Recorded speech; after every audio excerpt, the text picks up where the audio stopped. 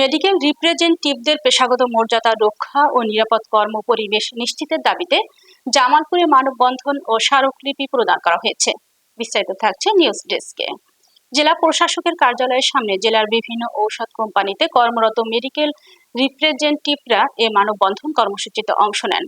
পরে জেলা প্রশাসকের মাধ্যমে প্রধানমন্ত্রীর বরাবর স্মারকলিপি প্রদান করা হয়। এ সময় বক্তব্য রাখেন জামালপুর জেলা ফারিয়া সভাপতি আলাল উদ্দিন, সাধারণ সম্পাদক মোহাম্মদ রাশিদুল ইসলাম চৌধুরী এবং জামালপুর জেলা বেসরকারি হাসপাতাল, ক্লিনিক ও ডায়াগনস্টিক সেন্টারের মালিক সমিতির সাধারণ সম্পাদক মাকসুদুর রহমান সোহেল।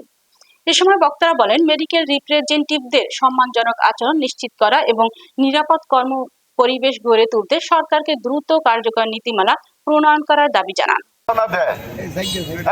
আর আরেকটা জিনিস আমি বলবো,